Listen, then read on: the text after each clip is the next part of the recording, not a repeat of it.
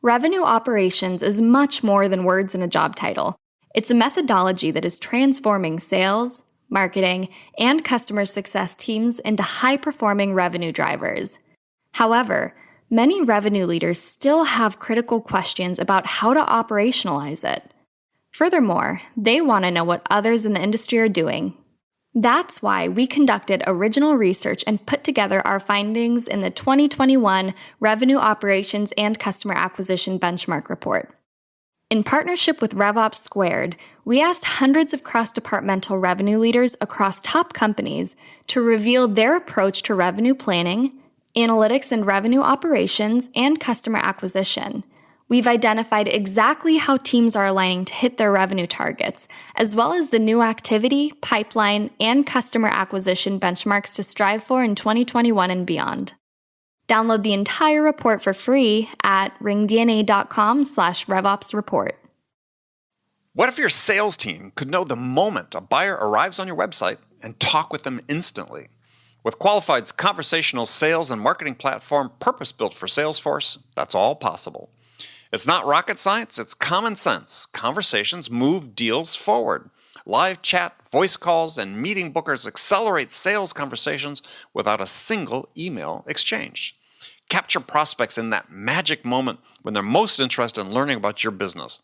Head on over to qualified.com to chat with their team and learn more.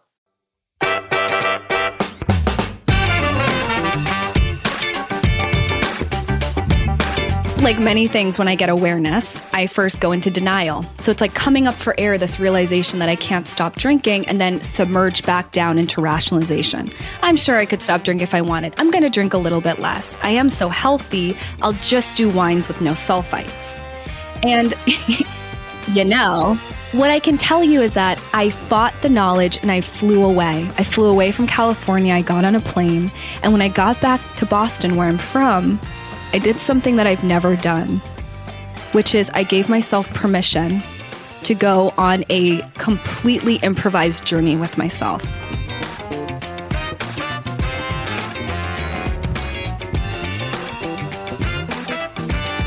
Hi, friends. Welcome to the Sales Enablement Podcast. I'm your host, Andy Paul. That was Mercy Bell. Mercy's the co-founder and creative director of Take Care. And she's a startup advisor and an experienced sales professional.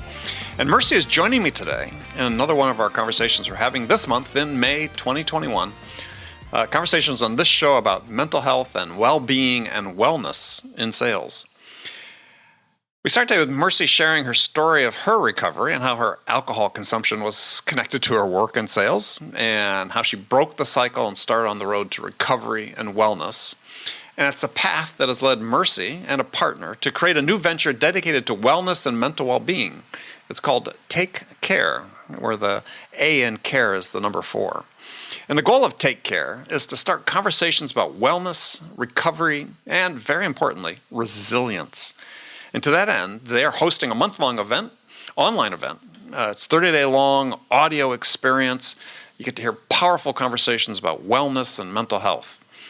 And as I mentioned on our episode earlier this month, a new study has found that only 40% of sellers feel comfortable that they can safely talk about their mental health at work. So another part of Mercy's goal with Take Care is to have companies be in a position to actively encourage employees to explore their wellness, their recovery, and resilience. So all the details on how you can register to participate in this unique Take Care experience, you'll hear in our conversation, and they'll also be on the Sales Enablement website. So before we get to Mercy, I want to remind you to subscribe to this podcast wherever you listen to it. And if you subscribe, we'd certainly appreciate it if you could also give us your feedback about how we're doing in the form of a review. So thank you. All right, let's jump into it. Mercy Bell, welcome back to the show. Thank you so much for having me, Andy. I'm so glad to be here. Always a pleasure to talk with you. And especially maybe perhaps during this month of May, which is we're having a number of conversations about mental health in sales as part of Mental Health Awareness Month. And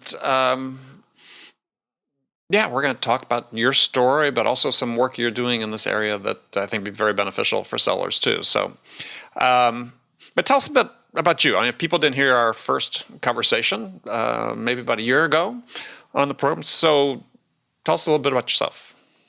Sure. Well, my name is Mercy Bell, and it's so funny Mercy when Lee Bell. I know. So there's an amazing indie rock country musician named Mercy Bell. Shout out to Mercy Bell. So I am Mercy Lee Bell.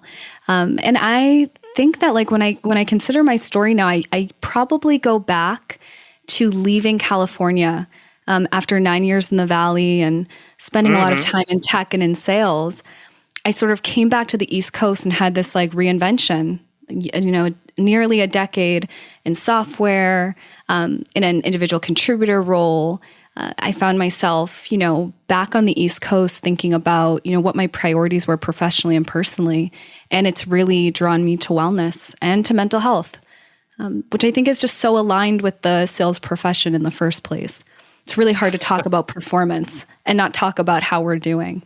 Well, but we've kept that in the dark for so long, right? We've kept that bifurcation as just show up, do your work. I don't really want to know how you're doing.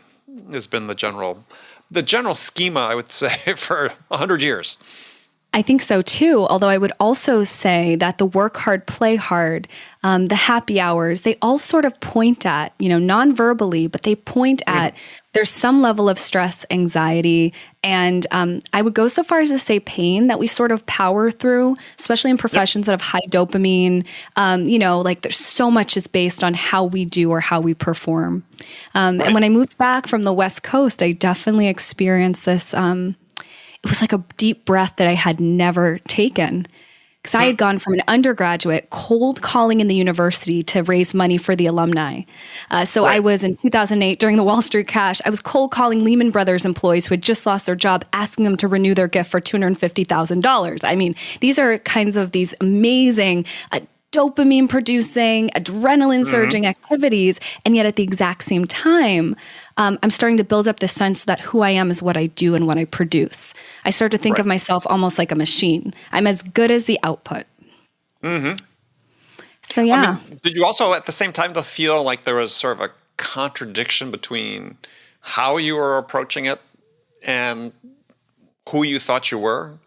I mean, I've something I fought against my entire career is that there's this conception of what a salesperson is, and this certainly was emphasized in how I was trained.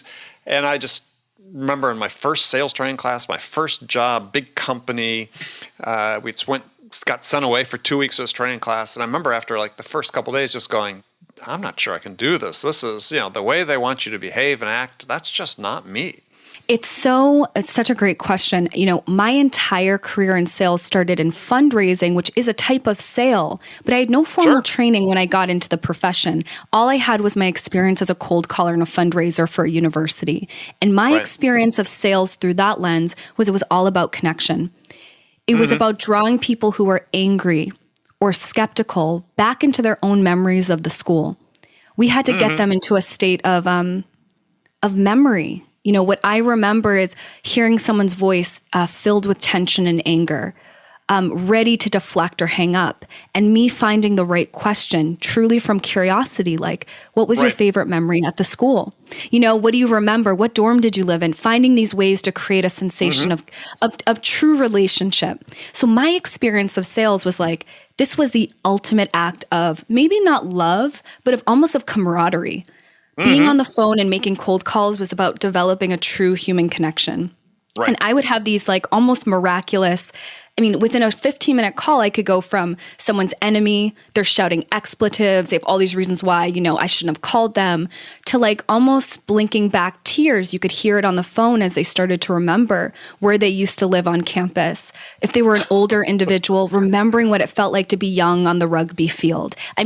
Drawing them back into these highlights of their life. So when I went into software, I said, I'm just going to do this again, but now at the forefront of a technology. Or at the forefront of something really exciting. And I drew on all those experiences from fundraising. And so 2 things. One is, since I went to the school that you were doing the fundraising for, is I can't imagine anything that I would get teary-eyed about in my experience there. I'm not amused. I'm just interested that there are people that felt such a close connection. Imagine when you're 90 and it's been a while so since you're thinking older, like even older than me. Okay, great. Oh, you're not old, Andy. Come on. Yes. And My problem is, remembering half the stuff we did, at least certainly the first 2 years of college. But then as you took that experience where you're having this emphasis on connection and you move into the tech world where it becomes much more transactional in the way that you're trained and the way you're coached and so on, how did that then feel for you? So what a unique experience I had joining at the time, a 3-person company. Like classic, like located in what felt like it was like a real estate office on right off of University Ave in Palo Alto. And because I didn't know any business jargon and I had no understanding of training and there were no resources to train me, all I could do is watch the CEO. All I could do is inherit that enthusiasm and then use the people and interpersonal skills that I had. Right. And my ability to close was purely based on that relationship that I was creating with prospects. There was no sense of, evaluating for budget. It was bringing them to that enthusiasm level where like we just found a budget together. And I don't recommend this for the enterprise sale. And I did have to learn absolutely all the acronyms and all the approaches and all the mutual plan creation. But like at the heart of it, in those early days, the evangelist sale, I could do that purely on my skills as a human being. On the flip side, because my relationship to sales wasn't very scientific, I took it incredibly personally. Every win was like a covenant between me and that person. We were going to do it. Right. I was going to be the integration and solutions engineer. I was going to make sure they were successful. And that kind of works in the beginning. But over time, that level of pressure to close, the level of pressure to make the customer successful, it hit this tipping point where it was no longer healthy for me. Because like if a loss to me in a deal wasn't just a learning opportunity, but it felt like an actual, it impacted my sense of self. And you felt, when someone said no, you felt someone was saying no to you personally, not to the product. Or here's a great, exactly. It not only was it personal to me, but I would overly invest my time and energy in accounts that if I had looked at them logically or rationally, would have seen it might have been a low probability close. But because I was so wrapped up in the person and wanting them to succeed and saw how their technology could further their business and them, and it was almost a bit of misguided optimism too, that technology was perfect, that the software was always going to work. You know, and we all know how SaaS goes. Like there's a lot of, we kind of have to be realistic. And I also think a bit removed. While we do care about customers and clients, we recognize constraints with our technologies, with the services we provide, and our prospects. They're just people. Oftentimes these deals don't close. That's me talking to my former self. I wish I could tell her, take it easy and don't fall asleep in the office. That's what I would do. Stay up all night, working on my computer, wake up at my desk sometimes. Yeah, I mean, Adam Grant in his book Give and Take talks about givers and takers and matchers, right? These 3 personality types. But there's really 2 types of givers, right? There's sort of the altruistic giver, which it sounds sort of like you were, which is you don't know where you draw that line, right? I mean, you give, but it's okay to give with an agenda, the agenda being, I'm only going to succeed if I make you successful, but there is a limit. Yeah. And he's found that on the scale of things, he's found that, the people who succeed the most, at the bottom are givers, this altruistic giver, but at the top are the givers with an agenda, with the limit. Finding that balance is hard, especially when you're young. It's so hard. And it really does mirror some of the energy management and the well-being practices, like the giving all the time, without boundaries, without limits, and without like a clear sense of where we're going. The translation for that in my life when it comes to wellness is like, I will go and go and go until there is nothing left. And the same thing that I get rewarded for. This is the part that still gets me. So for all the listeners out there, like explain to me how it is that all the drive and ambition and motivation will get me to an outcome that I want, like more often than not. Yet that exact same quality that helps me achieve things is the exact same thing that has been the reason I burn out, get exhausted, or have some sort of like health, mental or emotional difficulty, sometimes physical, right? Right. So it's hard. We're in the society where hustle and grind is somewhat rewarded, and yet it seems like a fast track to, for me, burnout. Right. Well, I think it is for a lot of people. I think it's underestimated, the percentage of people, certainly in our profession in sales, that are experiencing this. When there was some recent data that the people at Uncrushed are doing that about the time we recorded this, the data was starting to roll out that 75% of people in sales self-reporting feeling stressed or highly stressed, and that's antithetical to performance, right? I mean, it's not, yes, pressure helps to some degree, but when you're feeling highly stressed, your ability to function at high levels or at the level you need to just is compromised. And a question, I guess, is so you are feeling this and this burnout is sort of during this time you were having problems with alcohol, right? Absolutely. And I want to stress something that's so important, and I think this could be true for many people's story around alcohol. I am of the variety of drinker where it was likely not obvious to everyone that I had a problem. Because on the outside looking in, I mean, my performance was stellar as a sales professional. I had all the things, right? An apartment and a job. I think I looked pretty good. I ate incredibly healthy. At the time I had blonde hair, not that this matters, but like I was glowing. I was skydiving. I was traveling. I was journaling. I was getting my yoga teacher certification. But behind that, internally, the way I drank was to keep myself in equilibrium. It was to keep myself awake. It was to keep myself feeling close enough to people that I could be social, but far enough from them that, like, when I got scared or uncomfortable, I just felt like I felt less scared and uncomfortable. Right. And I always share this example of, I'll never forget going to Disrupt. So the TechCrunch conference, and I just remember 3 or 4 days of just being on my feet. The conference energy, it's go, go, go. There's so many events. You're meeting with clients. You're going to the other booths. You're making these friends with all these other, vendors who are exhausted. And I remember wearing these heels, which were fabulous. And I also remember how much they hurt at the end of those 4 days. My feet were just blistered, bleeding behind the Band-Aid. Like, just when the conference was over, it was time for me to go home. But by the end of those 4 days, I was so acclimated to the go, go, go, to the Jack Walker booth or Johnny Walker booth, the alcohol booth in the middle of the conference, right? I was so in it that when I left that Disrupt conference, and by the way, it doesn't matter that it was a Disrupt. Any tech conference looks about like this. Sure. When I left, someone came up to me and said, "Do you want to get on the party bus?" And sure enough, the conference had this unbelievable alcohol-sponsored trolley car.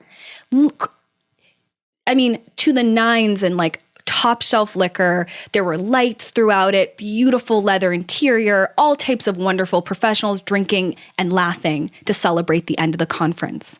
Right. And Andy, the reason I knew I had a problem with alcohol wasn't that I got on that bus and everything went crazy.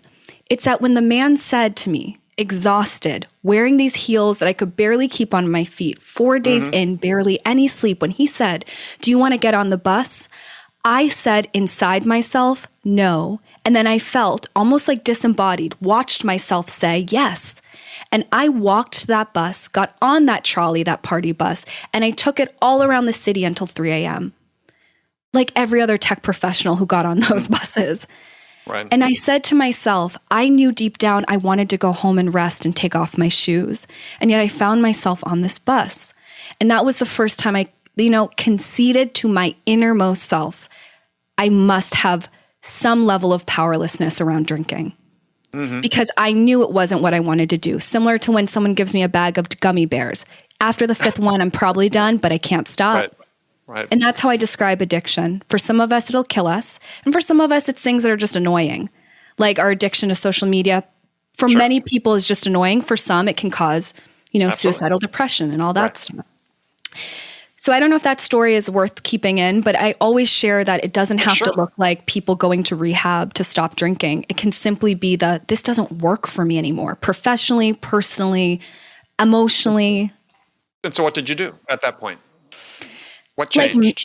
like many things, when I get awareness, I first go into denial. So it's like coming up for air, this realization that I can't stop drinking, and then submerge back down into rationalization.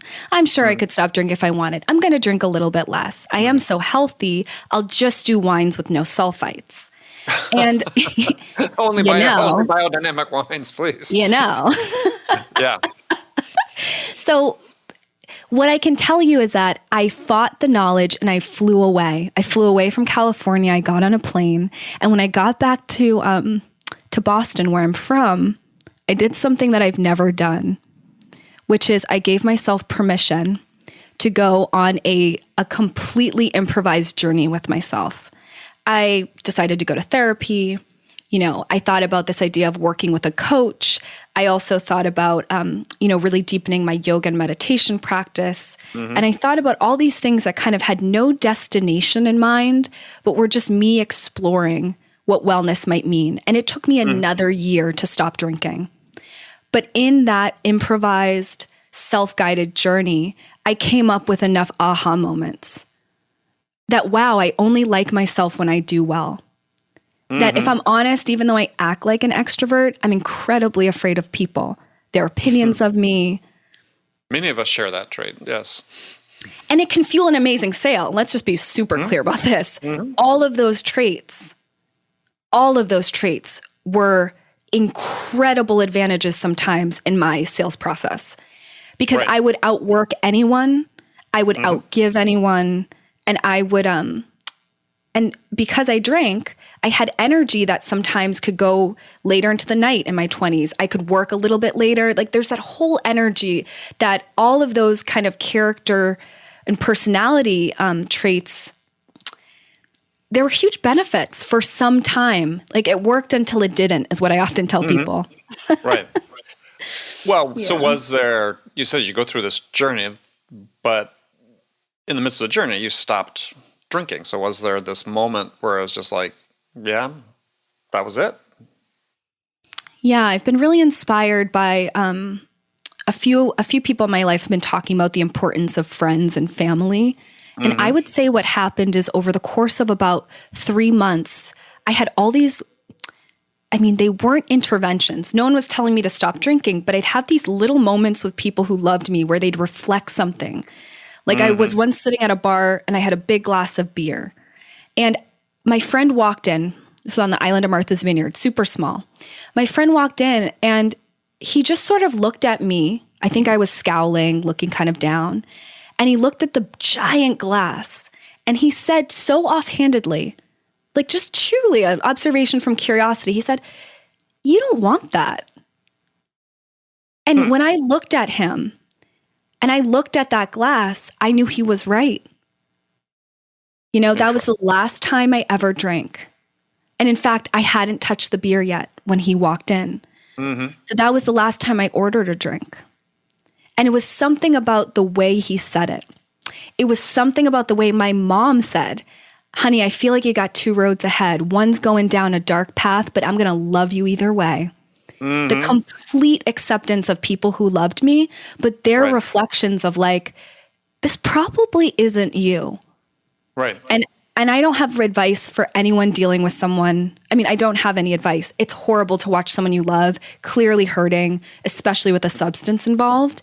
But I would say that the most gentle reflections from the people in my life did help me see for myself that I was ready to put down the drink. It's a great story. So when you were in the midst of selling and, on that party bus, did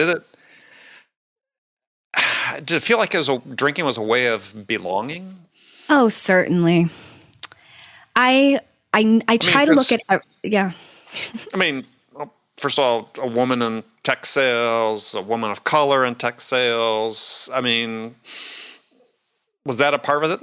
Well, Andy, it's so interesting. It was a part of it, but not perhaps how you think. I was the first sales hire at this startup where I spent 4 years. I set the culture. The standard of our sales team was Black, woman, in her 20s. Right. By the time our sales team had grown, it felt like there was a moment where it was majority women, incredibly diverse. Like I never had a sensation in the company I worked with that I didn't belong. But what I did find is that what made it easy to bond with new team members, to get, it's almost like a fast track to belonging, right? It's superficial and it's not that real, but kind of crying with each other over beers or vodka late at night about, your families and what you've been through. And there's a lot of bonding that comes through alcohol. So in a way, when we'd have all this growth, it was an amazing way to get to know people quickly. In hindsight, I see how a lot of that actually bypassed deep connection. Because let's be honest, if we're blasted, we're not really, really connecting with each other. And now that I don't drink, I can actually go out at night and see these people, sometimes with glazed expressions. They're talking at each other, not even with each other. It might feel like it, but they're not, we lose a little bit of presence when at least I'll speak for myself. When I drink, I don't show up the same way. And if I don't show up the same way as I do in the other hours, I'm not really showing up. Yeah, well, I think the analogy to the level of connection you establish with someone when you've been drinking and you're trying to talk is analogous to the level of connection you get through social media. Oh, such a good, yes. That's the metaphor. And it still feels real until you compare it to the other version, right? Right. So you've taken this personal interest in wellness and recovery and so on, and it's now becoming part of what you're doing as your career. So tell us a little bit about this event that you're organizing called Take Care and that particular part of your journey. Sure. Well, I first have to credit coming on your podcast about a year ago for giving me the bug around podcasts to begin with. Okay. In my past life consulting, I found a lot of joy from audio. Being on one side of the microphone as an interviewer has been really fun for this project, but getting to be interviewed was incredibly cathartic for me. This interview included. There's a catharsis to telling our stories in an audio focused format. So I want to thank you for having me on again and for having me on that first time, because it made two things incredibly clear. Yeah, no, this is so cool. The first thing it made clear is that there's an intimacy and there's an honesty that happens in audio. I don't know why exactly, but I know it because when I listen to someone's voice without seeing them, I actually feel closer. It's almost perhaps because of Zoom. When someone calls me on the phone, that's friends and family only. Video call, I can give that to a stranger, but that phone call is close. Yeah, no, I agree. I felt like it was really important to think about when we talk about wellness and sharing our stories, to look at audio as a place where we don't have to have an agenda. Love you, Clubhouse, but lots of agenda floating through there. Lots of pointed destinations people are trying to drive us towards in some of those rooms. And I was really interested in trying to create some community and space that was more autonomous, where people could come and go, but there was no signposts leading people places or to certain opinions, just kind of letting people tell their stories through audio. So Take Care is a 30-day virtual wellness event. I guess we could call it that. It's more like an experience. It's a choose your own adventure online. We've placed all of these audio stories on a variety of topics in wellness: grief and loss, recovery, resilience, chronic illness, how we deal with transition. It's kind of like, say it again. Performance. Habits and routines, how we think about our identity and how we belong. It's sort of like, for me, growing up with Chicken Soup for the Soul, my dream was always to create an anthology of stories at some point in my life. And this project, which I've taken on with an amazing co-founder, Alyssa May Hart, also uses her middle name, has been just like our love letter to podcasts as a format and to anthologies that don't try to get you anywhere.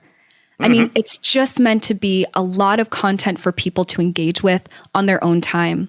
Right. So the doors open for this virtual event on May 24th. That's a Monday. And it closes exactly 30 days later So on June 23rd, doors are going to close. And the idea is that we're giving people all this freedom to explore the topics they care about. The speakers we have are from a variety of backgrounds. But the idea is just to give everyone that space that I truly felt I had in my sobriety journey. So much room. In fact, it's funny, we chose, for me, it's like 4 years is what I gave myself to get my marbles back, to find my purpose. So we're going to do that 4 weeks for this event. So much time for people to figure out, what is parenthood for me? Can I connect to this fertility story, gender identity, like everything that makes us who we are is wellness. It's not looking good. It's not feeling good. It's not green juice. It's not small pores. It's not looking like, all of these corporate ideals, even high performance, Andy, I would argue. High performance or exceeding is still part of that corporate conversation of what's good for the company. Maybe for me, what would be the best is to have the worst quarter of my life where I get my life back on track and I come back that next quarter ready to go. Who's to say? Well, I think, and I agree. I mean, I am so tired, and I'm trying not to contribute to this. As someone who puts a lot of content out, but I'm trying not to contribute to this idea of the top performer, right? There's this mythical top performer, top producer, great salesperson. And I think what we lose and have lost, and this is relatively recent, in terms of 10, 15 years, I believe, that's become so emphasized, is that what happened to being good, right? Is so I want salespeople I want to be good at what they do. I mean, when someone was good, you used to think, oh, they're good. They're average or above average, right? Now good is, you're just good at what you do. You're not the best. And I think this has a huge impact on performance, because you have managers saying, well, look, what we're doing, especially now, is we have these tools. I work for a company that owns this podcast that produces these tools, but in the wrong hands, when they're used, instead of coaching somebody individually to become the best version of themselves, they're used in a way to say, look, why aren't you like Mercy, right? She's the best. Why aren't you selling like Mercy? And here's what Mercy says.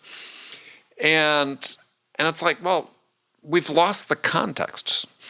The context is we all operate in our own sphere. We all operate individually. If there's 5 million salespeople in the world and they're out talking to one of 7 billion people on this earth, as we do the numbers, one on an X trillion number of permutations of conversations that'd be unique that take place. Yet there's been this increasing emphasis. How do we put people into a mold? And that's so counterproductive. If you're a manager, you don't want to put somebody in a mold. You want somebody to be the best version of themselves. If you're the individual, you want to be the best version of yourselves. Don't fit the mold. So, this high performance, I didn't mean to phrase it that way, because I'm very, as you can tell, very sensitive to it, because I think it's just hugely destructive of productivity. But I like what you said. You said something around like it's good within the realm of your good, right? Like high performing in the realm of high performing for me, and high performing under my definition. I mean, there's the realities of we need to hit our numbers to and also wanting to perform at a high level is amazing. But I love what you're sharing around like contextualizing it. Can we contextualize the good and the great within an individual definition too? Because when people would say, Mercy, I heard you're really into wellness. If I hadn't eaten the perfect meal that day, exercised, meditated, I would say, no, I'm not really in the wellness game. And what I've found is that if wellness is a journey, in the same way sales and the profession, even the mastery is a journey, I'm actually quite fine wherever I am because I'm on it. I am doing the best I can today. And I used to think that's a complacent statement. Oh, but you could be doing better. You could be doing this and that. And I actually do believe today I'm doing the best I can with what I've got going on. And so learning to release the perfectionism, the irony, of course, is that what's happened, success beyond what I thought was possible. In 7 weeks, my co-founder and I have putting on an event with more than 87 contributors. And that isn't because we got it perfectly right. Right. Oh, no. And it definitely isn't because we're perfectly well. Let me tell you, I'm burning out, friends. Anyone want to volunteer to help? But I will say that it came from an incredible amount of self-acceptance. If I had had it my way, I would have never launched the website. It isn't perfect. In fact, I probably wouldn't have put on the event for another 6 years until it was perfect. But good enough actually is good enough, especially when you have defined it so clearly for yourself on any level, professionally, personally. Good enough rules the world, by the way. I mean, I think that this is something that, again, we do a disservice to sellers not to teach them. But in the world that sellers operate, their customers, their buyers, aren't trying to make the best decision. They're trying to make a good enough decision. And this is not new. This has been researched. Somebody's won a Nobel Prize based on this research. Herbert Simon. It's what people do. They make the good enough decision. They spend enough time investigating until they find something that they find satisfies their requirements and is sufficient to help them meet their goals. And then it's like, I don't have more time. I'm going to move on. I'm going to make that decision and move on. And we need to do that in our personal lives as well. Oh, so true. I needed this conversation, probably just therapeutically. But I'll say, yeah, exactly. The last thing I'm going to say on the topic, I think the last thing on the topic of sobriety is one thing I've really learned by putting down alcohol.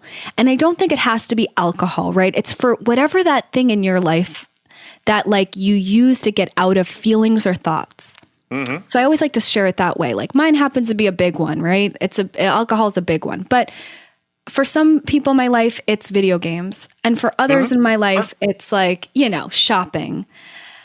Even over exercising. I know people who do one too many spin class. I'm sorry, right. Peloton, one too many.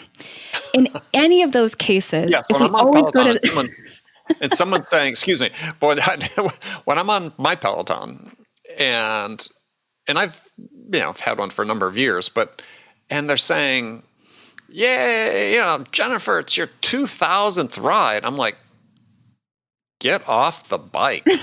Jennifer, go for a walk. Have a donut, Jennifer. Yeah, I know.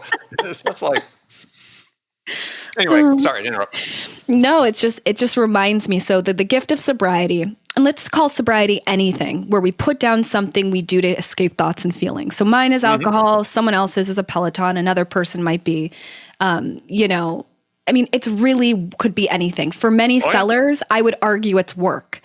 Going to our email inbox, checking on a calendar invite, this constant commitment to our technology over our friends and family, like anything that we do to get out of thoughts and feelings, anxieties, worries. When we stop doing that, when we stop going to the pacifier, I call it, we get to really, really see how our brains work. Yep. And when I couldn't go to alcohol to relieve feelings of exhaustion, anxiety, sadness, even happiness, right? Sometimes I get so happy about a big deal that closed, but it's a pilot. The anxiety and the joy would be too much for me and I drink. Yep. But now that I can't do any of that, I actually just have to experience feelings. And what has happened over time is that my tolerance, I think this is resilience, right? My tolerance for emotional highs and lows is just way higher. So people will see me in crisis and say, you sure look calm sometimes. And I go, yeah, because I've actually been present for all my thoughts and feelings for like almost 5 years now. So you like this quote, one that I've sort of lived a good chunk of my life by. Oops, hang on, I'm supposed to be looking in the camera, but I'm actually on my computer.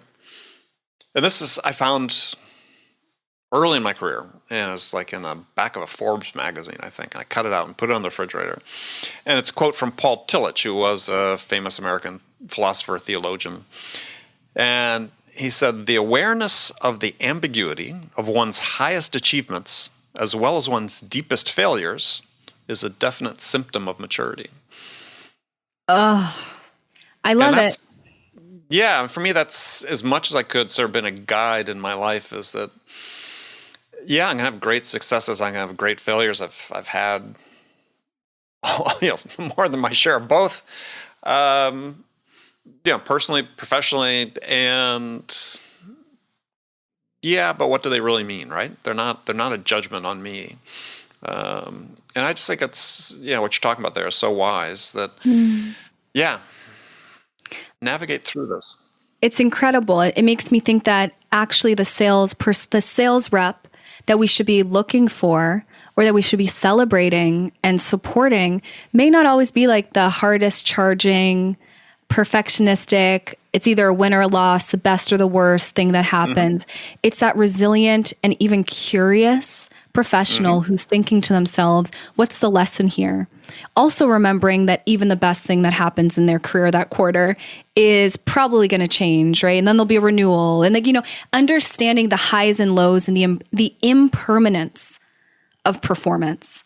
Like real acceptance of that things will be good, then bad, or maybe they're just going to be what they are, I think actually produces a level of clarity and maturity that, sales would feel different. We would write different emails to each other if we were really in that place. I certainly wouldn't have done what I did as a rep, which is like send 7, call and then write a kind of psychologically manipulative text and then, send a gift and all of these tactics, right, to get what I wanted because it was good or it was bad. Well, the thing is, the people that are the target of those things, for the most part, have a pretty clear understanding of what's happening. And I think this is, again, the part that we do a disservice to sellers and don't teach them is that it's, where do you ever hear that you've got a responsive, aware, alert audience for what you're doing who's not fooled by most of it? So when we talk about this word authenticity, but we talk about connection as you did, which is so important, I'm a huge believer that if we were to train sellers to be good at nothing but building connections, we could not train them on a lot of other crap that we do because that would get them so far in the journey. Oh, so far. Asking questions from curiosity alone, genuinely wanting to empathize with the prospect, understand a day in their shoes, understand them. I always think about personas. Like there's one marketing persona, for example. Don't get me started. Yeah. And we sell to people, not personas. It's definitely dehumanizing. I've been a huge, kind of contributor to that mythology over the years, especially with consulting on the sales and sales ops side. It's just a desire to be efficient and to be right. And that's more fear, right? I always want to look like I have an answer and I always want to deliver that answer quickly. So I bucket people into groups and I make vast generalizations and I seek to be understood before understanding. But what's so amazing, Andy, is in the transition out of a pure sales role into a role where I'm deeply thinking about well-being, my own and others, it becomes nearly impossible to do it. Even today with my co-founder, we were looking at all the stories, trying to categorize them into themes so that we could curate some of the Take Care experience. And it took hours.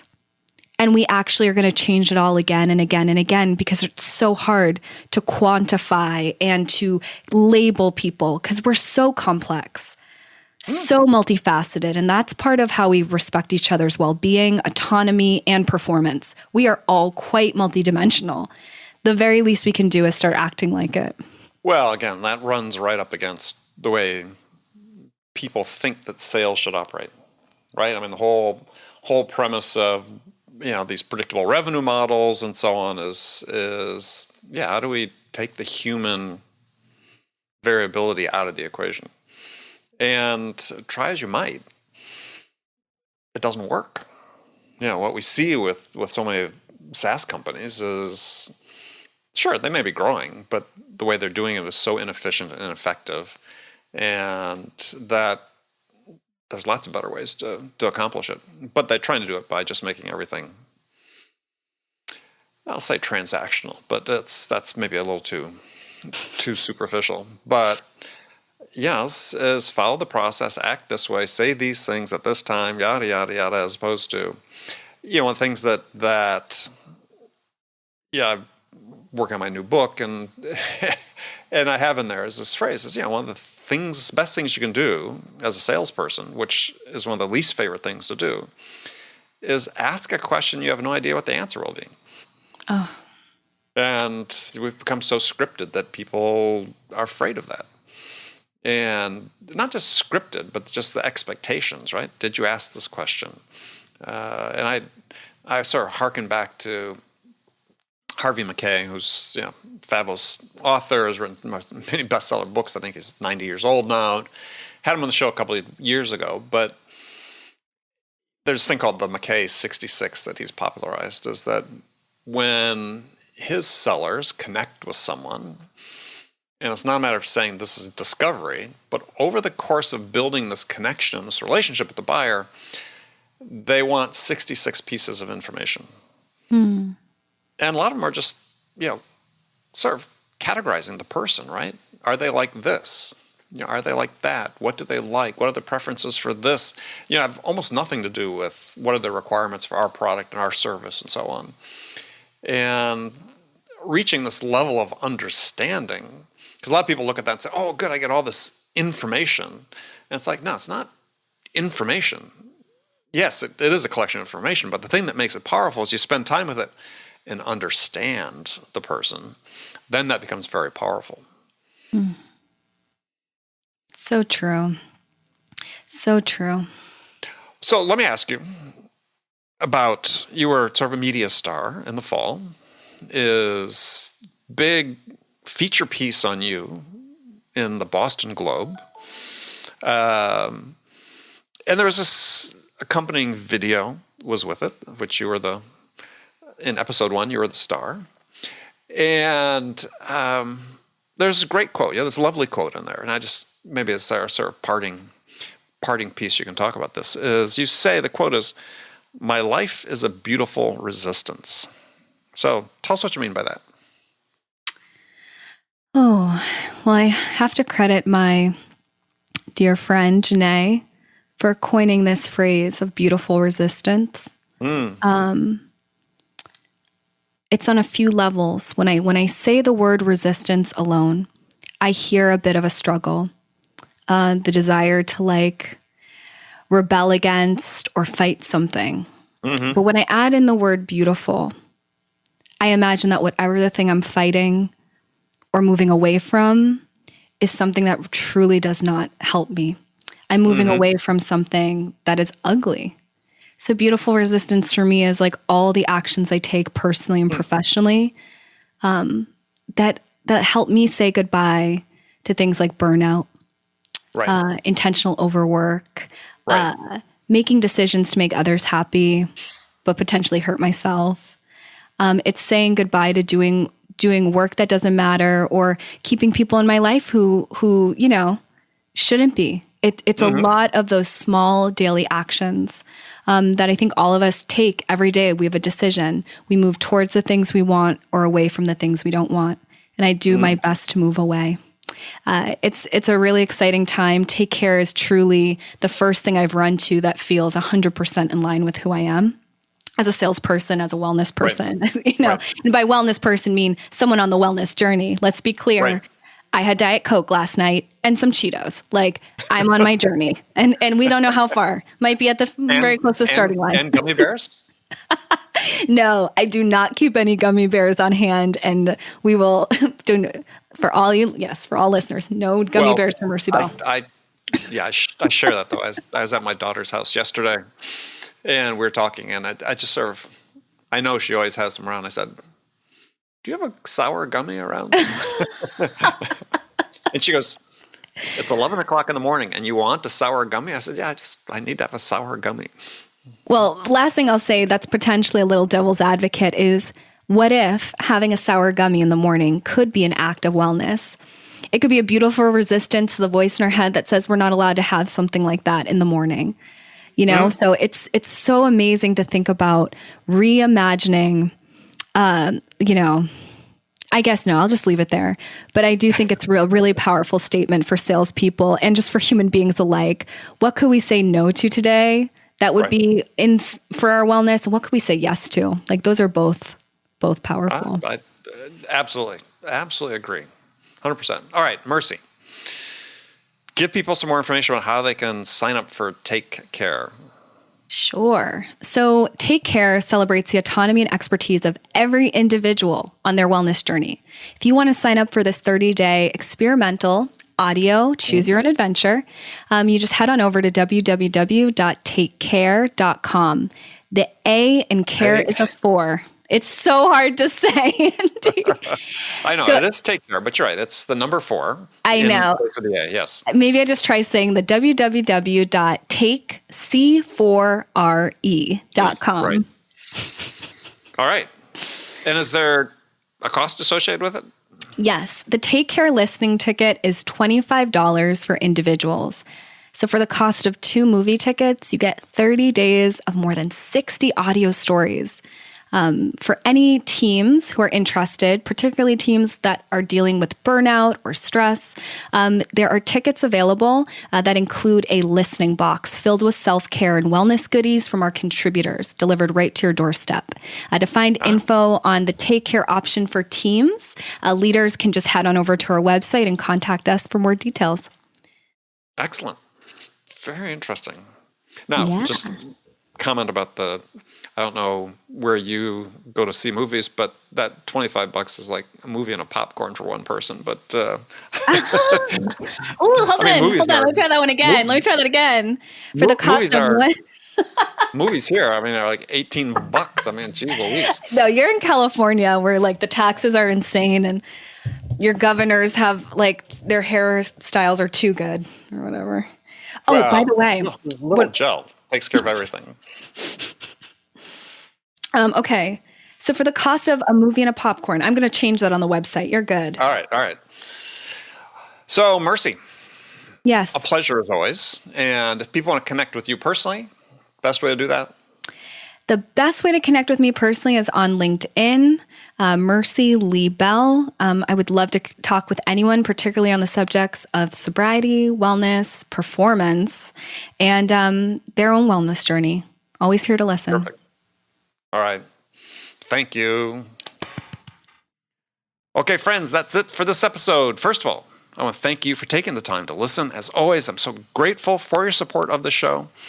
And I want to thank my guest, Mercy Bell, for sharing her stories and insight with us today.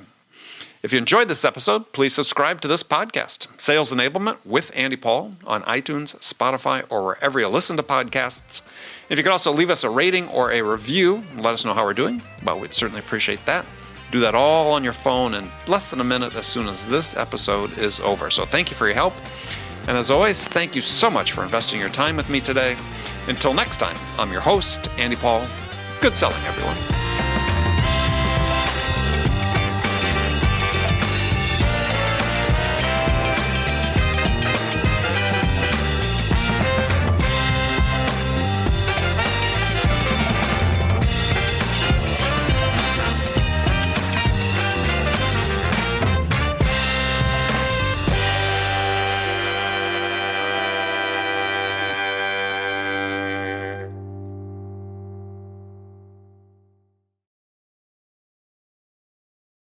Hi, friends.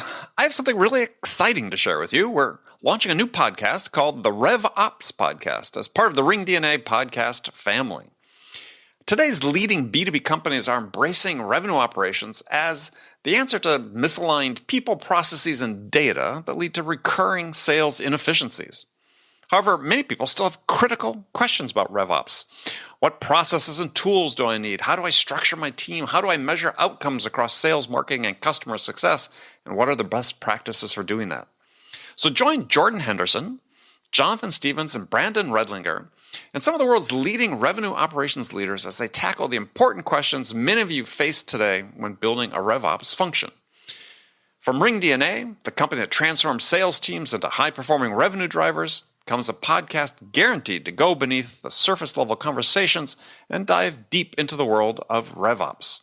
Your hosts deliver unfiltered, thought-provoking discussions and actionable takeaways on every episode about the ideas, processes, and technology changing the B2B sales landscape. Visit ringdna.com/RevOps to learn more or subscribe now on your favorite podcast player. What if your sales team could know the moment a buyer arrives on your website and talk with them instantly? With Qualified's conversational sales and marketing platform purpose-built for Salesforce, that's all possible. It's not rocket science, it's common sense. Conversations move deals forward. Live chat, voice calls, and meeting bookers accelerate sales conversations without a single email exchange.